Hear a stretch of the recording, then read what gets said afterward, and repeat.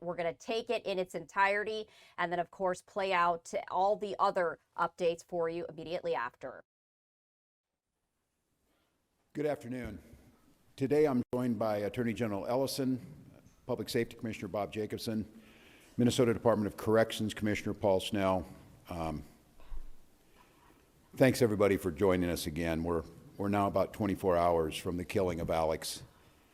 And during that time of everything that's happened, I hope everyone's taking away a picture of a life of generosity, service-oriented, and his life's coming into clear focus. I had the privilege of talking with Michael and Susan, Alex's parents, yesterday, and the heartache in the hours after your son's murdered in front of the world is one thing, but what stood out to me was a parent's desire and their passion to make sure that the story of Alex was told.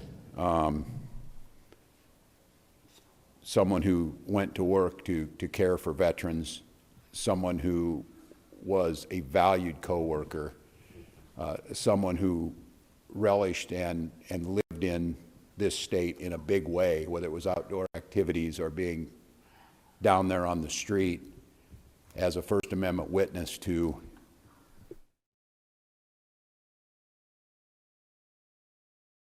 once again, to Michael and Susan, when I talk to these parents, it's always in deep confidential conversation. In this one, though, Michael was very clear to me. He said, don't let them forget Alex's story. The world knows how he died. He died at the hands of ICE agents on the streets of Minneapolis.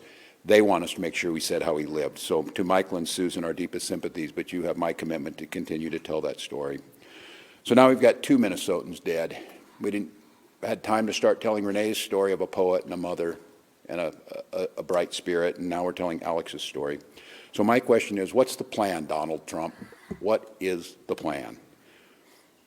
What do we need to do to get these federal agents out of our state? You thought fear, violence, and chaos is what you wanted from us, and you clearly underestimated the people of this state and nation. We are tired, but we're resolved. We're peaceful, but we'll never forget. We're angry, but we won't give up hope. And above all else, we are clearly unified. If it was the intention of Donald Trump to make an example of Minnesota, then I'm damn proud of the example that the world's seeing. We believe in law and order in this state, we believe in peace, and we believe that Donald Trump needs to pull these 3,000 untrained agents out of Minnesota before they kill another person. And we're up here telling another story of a Minnesotan just trying to live their life without the interference. To Americans who are watching this right now, and I don't know, maybe you're watching it with curiosity, bewilderment, horror, scorn, or sympathy. I've got a question for all of you. What side do you want to be on? The side of an all-powerful federal government that can kill, injure, menace, and kidnap its citizens off the streets? Or on the side of a nurse at the VA hospital who died bearing witness to such government? Or the side of a mother whose last words were, "I'm not mad at you"? The side of tens of thousands of peaceful citizens who showed up to march when the wind chill was 40 below because they love this state and they love this country. You're allowed to decide at any point that you're not with this anymore. If you voted for this administration, heck, even if you thought Operation Metro Surge was a good idea, sounded like the thing to do a month ago, you're still allowed to look at what's happening here in Minnesota and say, this isn't what I voted for and this isn't what I want. I ask you not to stand by idly. Speak out, share what you're seeing, and urge others to put politics aside. We're no longer having a political debate, we're having a moral debate. We all want secure borders and immigration enforcement that prioritizes criminals. And I want to thank the press, especially the local press, who has done a deep dive to show that's exactly what Minnesota does. But what you're seeing is not common sense, lawful, or humane enforcement. That's not what this occupation is about.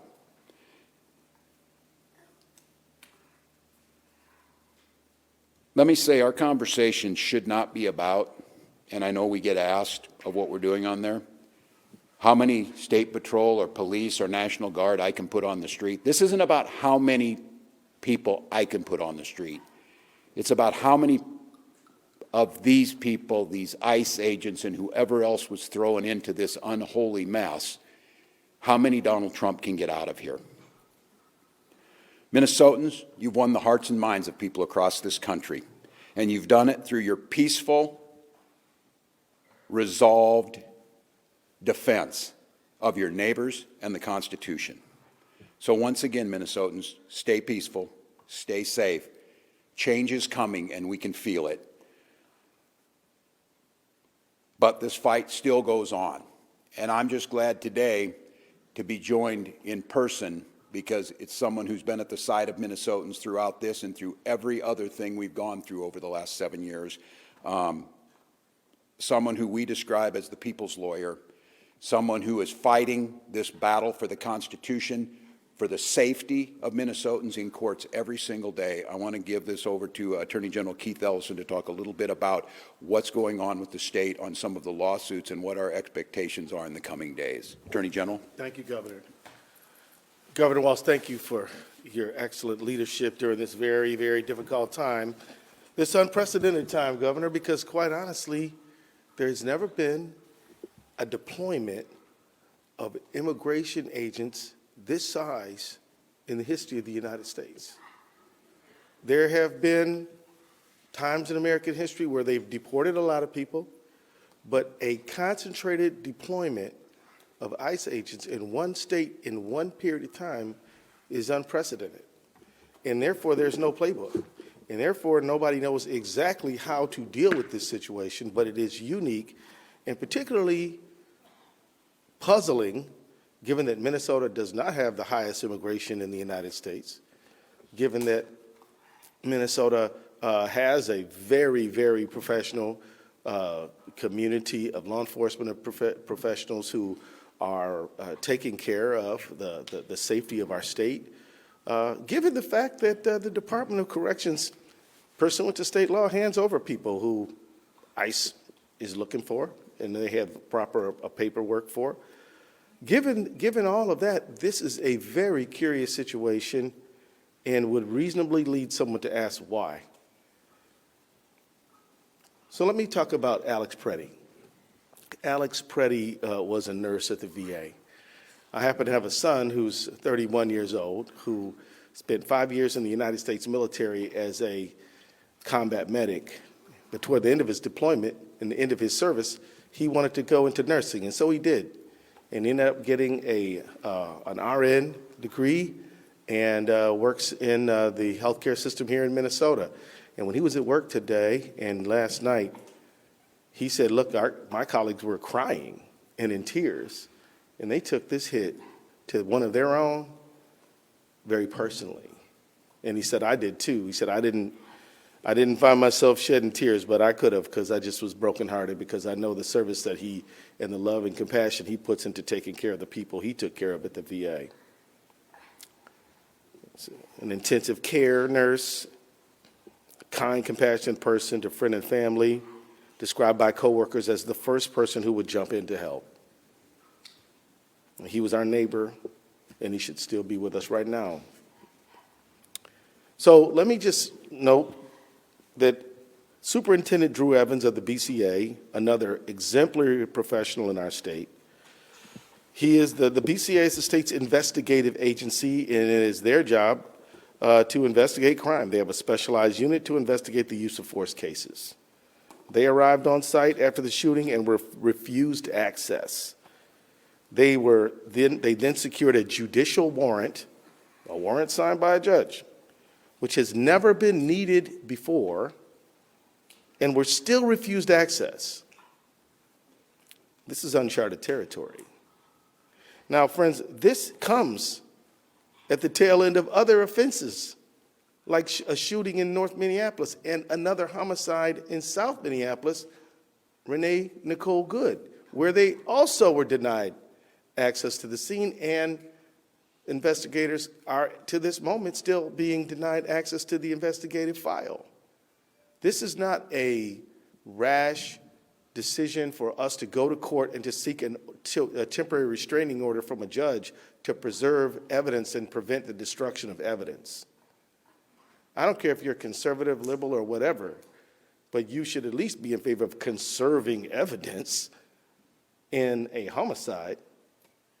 And to have to go get an order from a judge to preserve that evidence is extraordinary and should alarm everyone who believes in equal justice under the law and who believes that every person, no matter how this case ultimately is resolved, deserves to have their case investigated to get to the truth of what happened. This is an extraordinary moment in an unprecedented time, and we're doing all we can to step up to that moment. My office represents the BCA and joined the Hennepin County Attorney's Office in a lawsuit last night, as you know, and we moved to prevent the destruction and or tampering with evidence related to Alex Pretti's shooting. And this includes any evidence the federal agents took from the scene of the shooting, preventing the state authorities from inspecting it. We've never had to do anything like this before. Never before. We filed that motion last night and for a temporary restraining order asking the court to take immediate action to preserve the evidence. And last night, within 2 hours of the filing, a judge granted the motion. The Department of Homeland Security and the federal government are now enjoined from destroying or altering evidence related to yesterday's shooting. The fact that anyone would ever think that an agent of the federal government might even think about doing such a thing was completely unforeseeable only a few weeks ago. But now, this is what we have to do. As we said in our filing last night, the irreparable harm we would suffer if the federal government were allowed to destroy evidence is so weighty that any harm to the federal government does not even budge the scales in a court balancing of the scales. It's imperative that we preserve as much evidence as possible so that the state investigators are allowed to access the evidence to ensure a fair, thorough investigation. And I will say, I've heard not one single law enforcement or investigative agent in the state of Minnesota say that they won't share information with the federal government. I've heard quite the opposite from the federal government. Now, Operation Metro Surge. As I noted when I started, this appears to be the largest single deployment or surge of immigration agents in the history of the country. And as a result, tremendous damage has been inflicted upon our state. We've had 2 killings within 2 weeks and an additional non-lethal shooting. We've had countless numbers of people who have been stopped and had the demand for their papers, to have to show their papers in America. We've had door-to-door knocks where people have their homes barged into without cause of right. And we've had stores have to shutter, students not going to school. We've had reduction in employees going to their job sites. We've had jobs being, little markets being shut down, restaurants being interfered with. We've had a countless number of harms. And so we took the action of suing the federal government over Operation Metro Surge. And tomorrow morning, I'm going to be in federal court with my team arguing for a restraining order against Operation Metro Surge. I filed this case almost 2 weeks ago, and this will be our first hearing. The lawsuit we filed is one that is caused by the unprecedented nature of this surge. It is a novel abuse of the Constitution that we're looking at right now. No one can remember a time when we've seen something like this, when a state can marshal facts to show that our targeting is not based on excessive amounts of undocumented immigrants or anything like that, but we're targeted because of politics, which violates our First Amendment rights. The 10th Amendment, which we are entitled as a state to equal sovereignty, and we have been denied that. The federal government is literally commandeering and coercing the state of Minnesota to bend to its will, which is the prerogative of the people of the state of Minnesota. Let me remind everybody, let me take everybody back to 8th grade civics. The states predate the United States and came into the Union preserving their rights as states to be the states that the citizens of those states want them to be within a constitutional framework.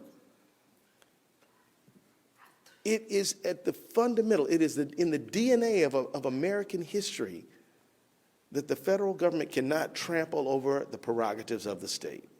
And that is exactly what is happening here, and that is exactly why we're going to court. This surge has drained local law enforcement time and resources. Jacob Fry, if he were here, could tell you that they've spent north of $2 million on overtime responding to ICE. They've damaged our economy, hurt our education system, and terrorized community members. And it must stop, and tomorrow is a big step in that direction. Now, as I noted a moment ago, people will ask, well, why Minnesota? I'll say this. Minnesota is dealing with targeted oppression from the federal government because of who we are and who we value. Minnesota is a place where we welcome the stranger. We have a number of nonprofits that focus on refugee resettlement in Minnesota.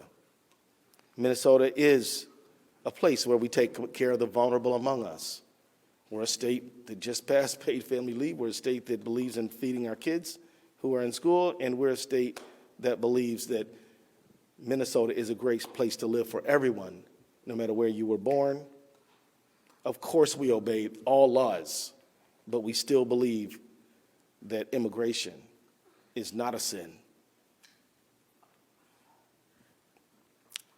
They're coming after our state, in my view, because of what we stand for, because we voted 3 times in favor of somebody not Donald Trump, which he has publicly said he resents deeply and believes is not even true.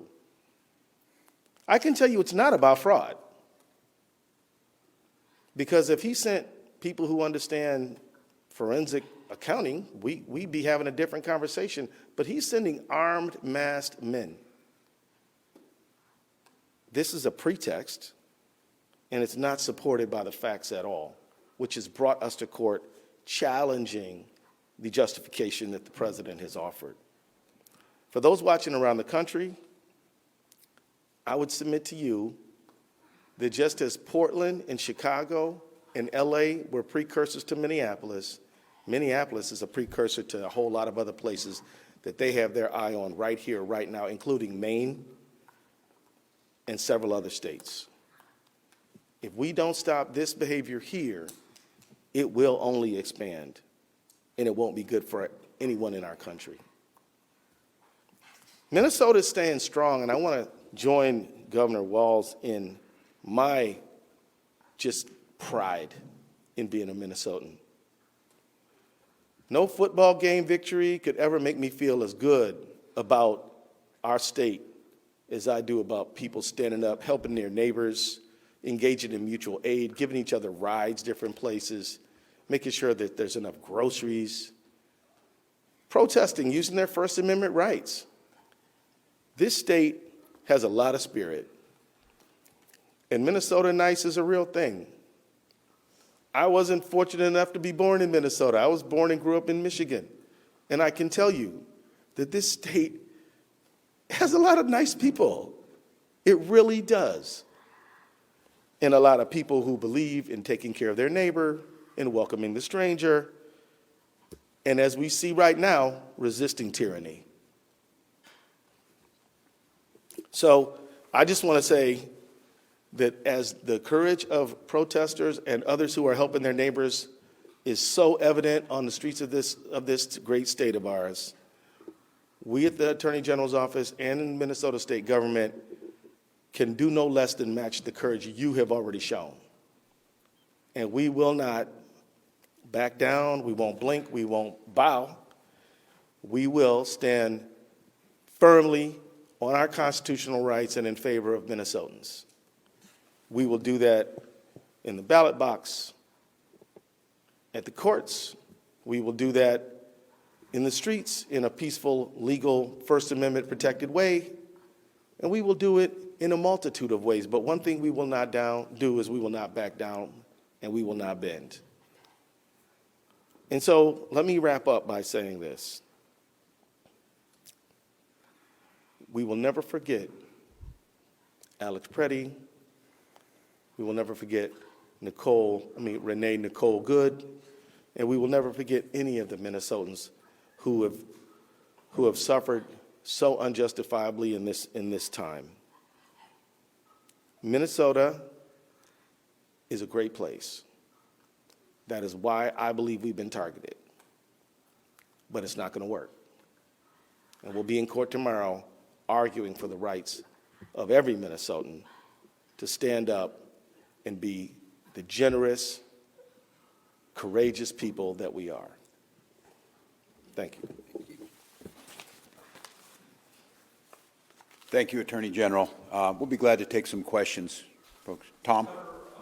Walz, you got a letter from Attorney General Pam Bondi making several demands, I guess you would call them, regarding sanctuary cities, regarding fraud and voter rolls. Your response to that, and is there anything you can do to meet the Trump administration at least part of the way to try to turn this temperature? Well, first of all, it's not a serious attempt, and the Attorney General sent that in. I would thank the local folks and Commissioner Snell. Thank you to you and your team over there. In that letter, they talked about, you need to hand people over who are in your jails. They're taking credit for people that we've had in jail for a long time. We always hand them over, and the Commissioner very clearly. So they're lying. They're lying. This has nothing to do with fraud. As the Attorney General said, they're not sending us forensic accountants. And these are things that have been we're dealing with now and have been for quite some time. So look, it's not a serious attempt to get at this. The way to fix this is get these folks out of here. We've continued to work with them. They asked us for these numbers. We provided them. We continue to show, and they're not serious. And look, I think everybody understands what the last request was, totally unrelated to anything on the voter files. This is, again, as the Attorney General said, Donald Trump telling everybody that the election was rigged, who started all this nightmare for America. Has nothing to do with it. And I would just give a pro tip to the Attorney General. There's 2 million documents in the Epstein files we're still waiting on. Go ahead and work on those. Governor Walz, this is for you or the Attorney General. If they're not honoring judicial warrants, how can you trust that they're going to be honoring this temporary restraining order? Well, that's a good question. I'm glad you asked it because, since Trump 2 began, and even including Trump 1, we filed a lot of lawsuits. We're north of 50 now. And they've been on everything from birthright citizenship to SNAP to things like the National Institute of Health to EV to all kinds of things. And they've been complying with the orders. Now, I will say the foot drag, we've had to threaten them with contempt a few times. And I'm not saying that the compliance has been good. I am saying that open defiance of court orders is not something that we've experienced. And so I have every reason to believe that they will obey the court order. Now, if they don't, we have recourse, and we'll pursue that recourse. On a deeper level, your question, I would simply say this.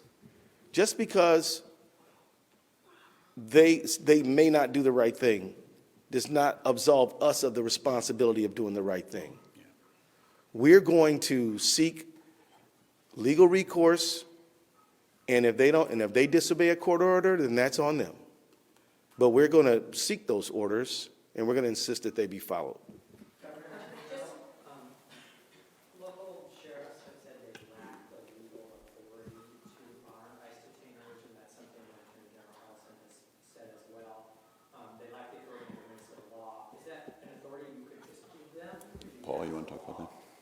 Not prisons, but county sheriffs and jails. So really, the key issue here is I think most sheriffs in the state do fully honor ICE detainers and provide notification.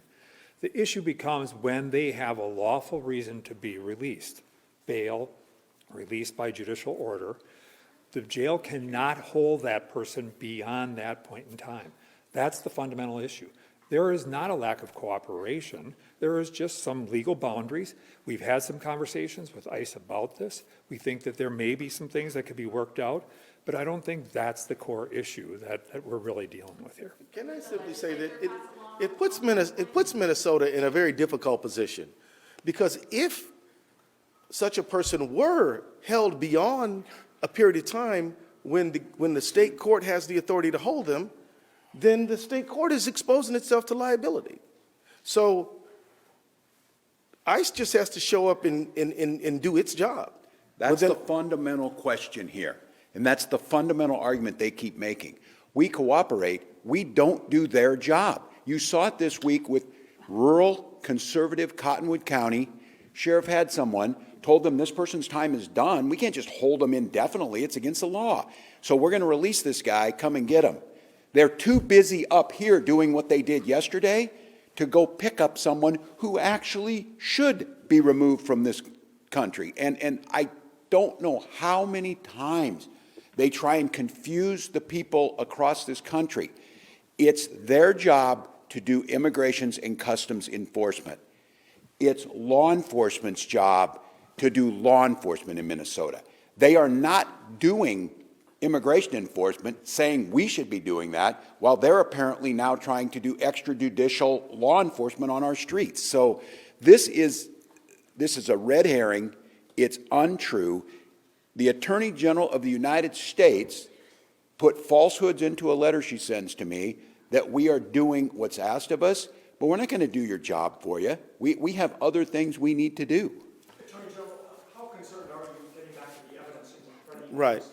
that you might not get access to his camera footage, and that you might not get to the bottom of whether he was carrying an ID or not? I am deeply concerned about the preservation of evidence, which is why we went to court last night. But I have faith in Judge. Have faith in Judge Tonsru's order that it will be followed, and I can tell you that Minnesota officials are going to do everything we can to get to the truth. And again, as a prosecutor, I am not allowed to say what the final outcome is going to be. We have to get the evidence and find out. But if you're asking me, Tom, if I'm concerned, you better believe I am concerned. But look, they've got the order. Now they're going to defy the court if they don't follow it. As a quick follow, you met with Vice President Vance when he was in town on Thursday, I understand. I did.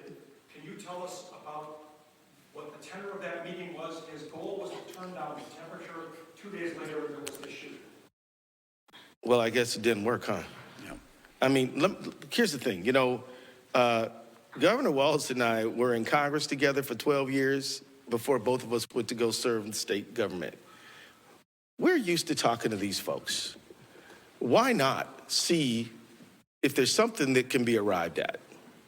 I can tell you that it was a polite meeting. I can also tell you that I walked out of there thinking that we probably weren't going to get anywhere. Because quite honestly, a few hours late, not even hours, a few minutes later, he just got up there and just articulated the same talking points he made to me in the meeting. I tried to correct him. He didn't want to hear that.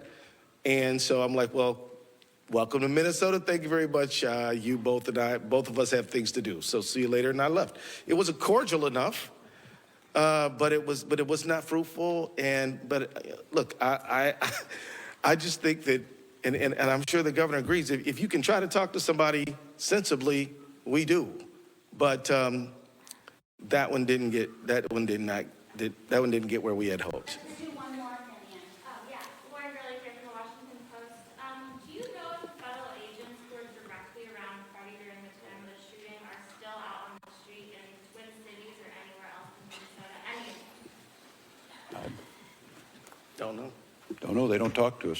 They don't tell us. They don't. With the BCA being denied access to the scene after getting a warrant, is there recourse for them that way, or do you feel that this restraining order that you obtained requiring the federal government to preserve evidence is that recourse?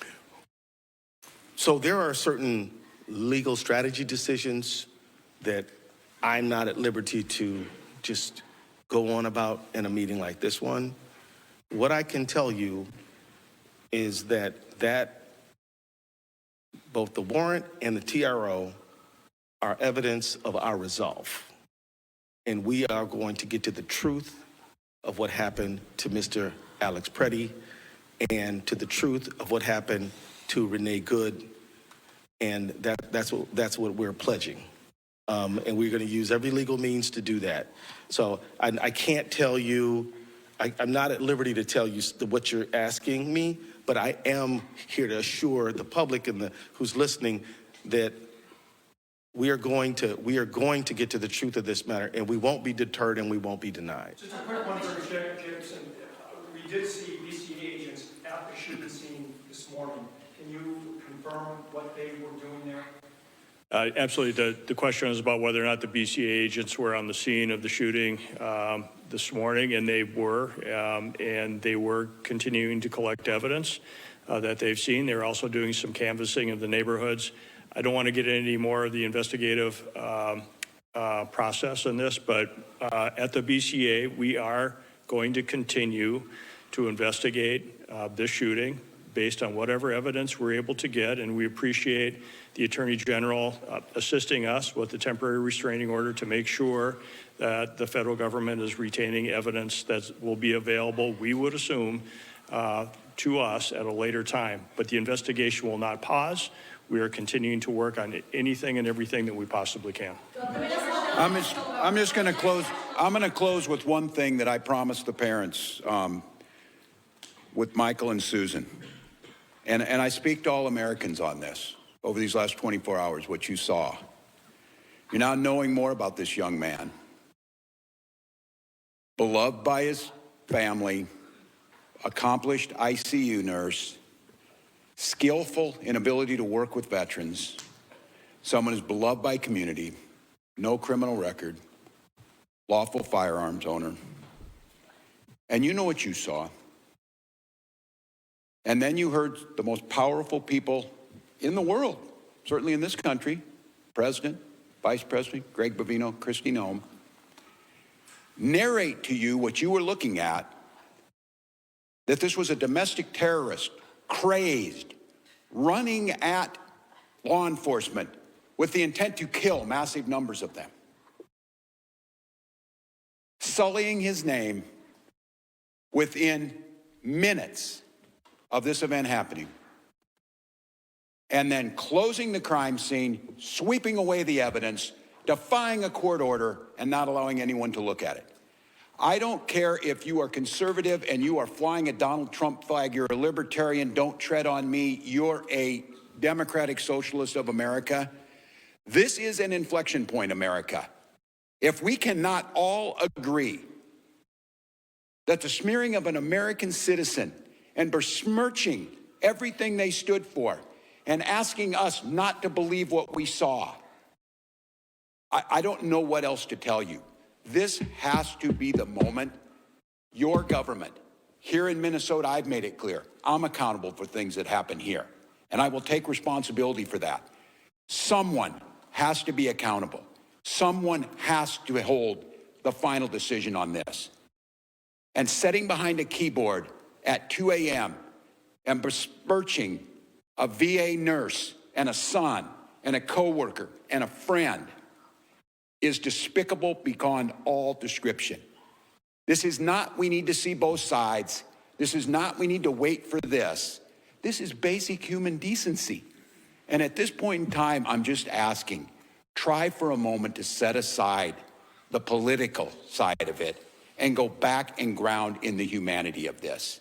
This family has gone through enough, and to have the most powerful man in the world drag their dead son with absolutely no evidence and gaslight the entire country, this is enough. And I would say, President Trump, you can end this today. Pull these folks back.